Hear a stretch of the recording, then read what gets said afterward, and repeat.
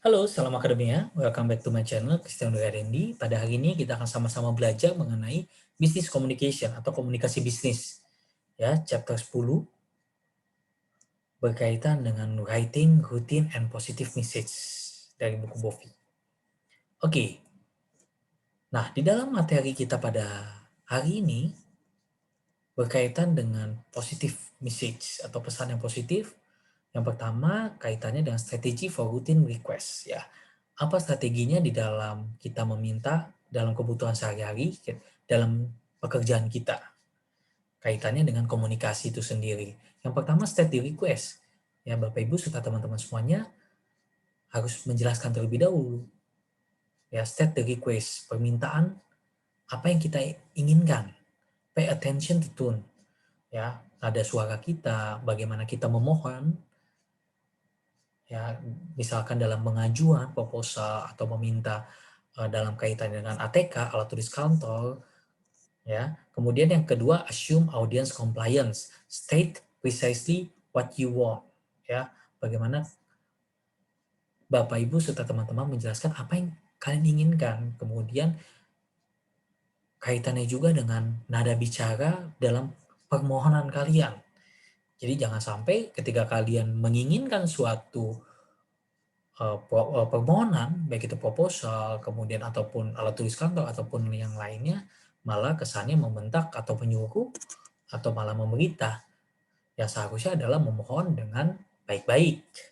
Kemudian yang kedua yaitu explain the request. Kalian jelaskan, ask important question first. Ask only relevant question, limit question to one topic. Jelaskan ya, apa yang kalian inginkan. Ya, fokus kepada permohonan kalian. Jadi jangan sampai keluar dari jalur tersebut. Kemudian close the request. Ya, tutup. Start a specific request, provide contact information, express your appreciation. Jadi kalian jelaskan, ketika sudah jelaskan, kalian tutup kesimpulannya seperti apa, kalian menginginkan seperti apa, kalian jelaskan juga ketika misalkan ada yang diinginkan atau ada pertanyaan yang sekiranya butuh penjelasan dari permohonan kita berikan contact information kita. Jadi kalau ada apa-apa, kasih contact information kita. Telepon, WA, email. Kemudian yang terakhir adalah express your appreciation. Ucapkan terima kasih, salam hormat, dan lain sebagainya. Kemudian yang selanjutnya berbicara mengenai strategi for routine and positive message. Ya, apa yang menjadi tujuan dari pesan tersebut? Communicate information, answer of question, provide the details, leave a good impression. Ya, kalian mengkomunikasikan, kemudian menjawab pertanyaan, kalian jelaskan secara detail dan berikan impression yang baik kepada lawan bicara atau penyampai pesan atau kita membalas pesan itu dengan kalimat yang baik, yang positif. Kemudian apa strateginya bisnis ini? Ya, main idea, support, and close. Di dalam main idea adalah clear and concise. Ya, kalian jelaskan secara jelas dan ringkas. Kemudian supportnya details dan tune. Ya, permohonan harus details apa-apa saja. Ya, kemudian tutup dengan permintaan terima kasih, dengan ucapan terima kasih. Dan follow up, kita juga bisa melakukan follow up. Misalkan dalam beberapa hari tidak ada respon, kita bisa melakukan follow up. Apakah permohonan kita ini justru ada, apakah ada respon atau tidak? Ketika tidak ada respon, ada baiknya kita melakukan follow up sehingga respon yang kita harapkan bisa kita dapatkan. Nah, contoh-contoh routine and positive message ya. Misalkan di dalam keseharian dalam suatu perusahaan atau institusi ada claim or adjustment ya, berkaitan dengan misalkan ada kesalahan, ada policy yang dilanggar. Nah, itu bentuk-bentuk kesalahannya misalkan kalau kita lihat di sini ada company at fault. Ya. Perusahaan yang melakukan kesalahan. Bagaimana langkah kita untuk menciptakan positive message tersebut? Yang pertama, acknowledge the claim or complaint. Kemudian sympathize with the customer. Kita simpati dengan customer, kita menerima tanggung jawab tersebut, kita sampaikan permohonan maaf, kemudian take responsibility, ya, ungkapkan niat kita untuk bertanggung jawab atas masalah yang diterima akibat kelalaian perusahaan. Kemudian kita jelaskan juga action kita apa setelah kita ambil langkah tanggung jawab permohonan maaf.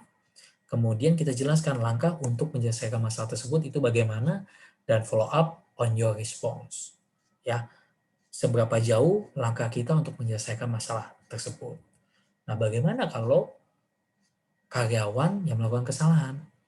Nah, di dalam organisasi ada dua, yaitu kita menolak, refuse the claim, kemudian grant the claim.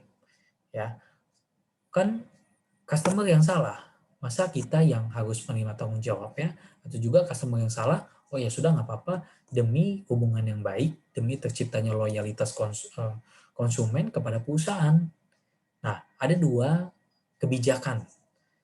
Kalau refuse the claim, ya pasti ini kaitannya dengan business cost. Ya sudah, karena kamu yang melakukan kesalahan, customer yang melakukan kesalahan, ya kita tidak mengambil resiko untuk mengganti kerugian kamu. Ya, kemudian yang kedua adalah grant the claim. Kita kabulkan permohonan klaim kamu. Ya, untuk kaitannya, oke nggak apa-apa, saya ambil risiko untuk mengganti tanggung jawab supaya nasabah tidak pergi ke kompetitor, tetapi justru mendapatkan simpati dari konsumen tersebut. Nah, lalu bagaimana? Tadi company at fault sudah, customer at fault sudah, kemudian third party at fault. Misalkan ada kaitannya kerjasama, baik itu misalkan distributor, ataupun dengan supplier, ataupun dengan joint venture. Ya, third party at fault. Bagaimana langkahnya? Langkah kita yang harus kita ambil, assess situation, offer solution, and no blame game.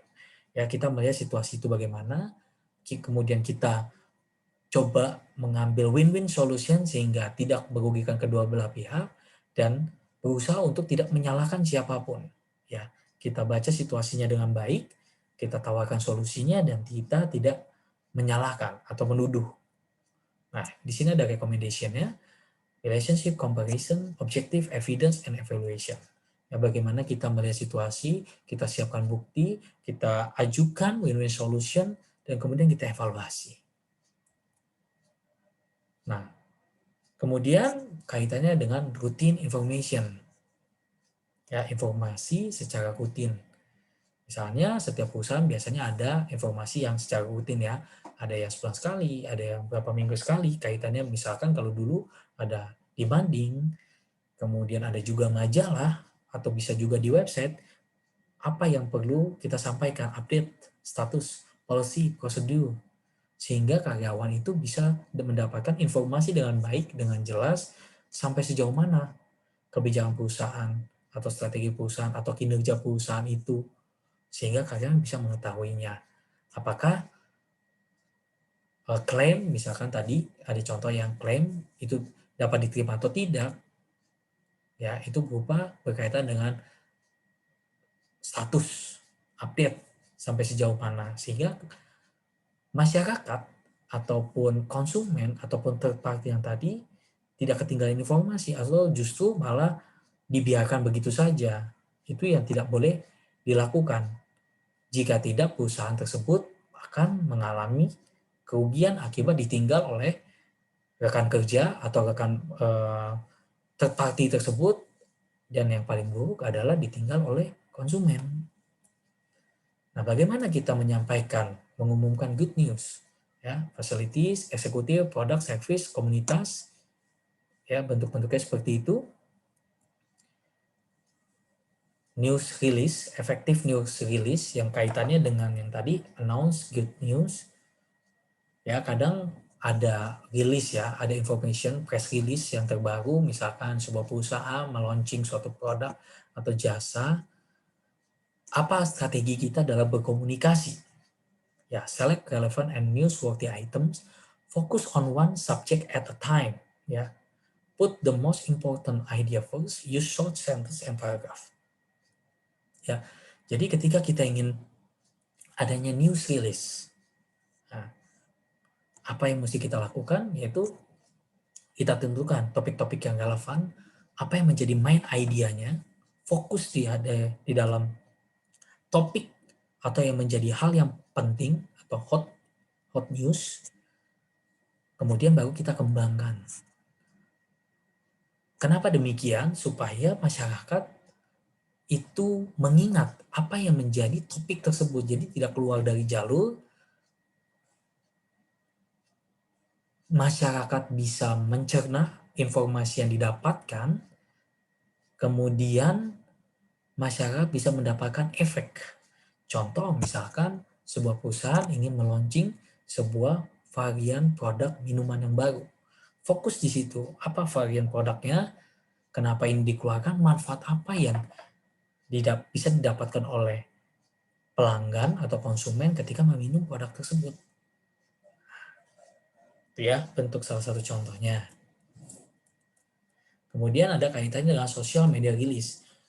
Baiknya di dalam sosial media, di dalam buku ini, ketika kita menyampaikan informasi, bentuknya bullet atau poin ya, poin-poin. Sehingga tidak berbentuk esai, justru malah akan menimbulkan kebingungan dari audiens itu sendiri. Kemudian multimedia atau dibuat bookmarking. Kemudian kaitannya fostering goodwill, ya niat baik. Bagaimana positive message yang kita ingin sampaikan itu kaitannya dengan relationship, hubungan kerjasama, information, ataupun entertainment. Nah, typical message dari positif itu sendiri adalah mengucapkan selamat, congratulations, apresiasi, dan ucapan simpati, condolences. Oke, mungkin dari saya itu saja berkaitan dengan writing positive message di dalam buku Bovie ini. Business communication, semoga materi pembelajaran yang saya sampaikan kepada Bapak Ibu serta teman-teman semua dapat berguna bagi Bapak Ibu serta teman-teman semua. Terima kasih dan salam akademia.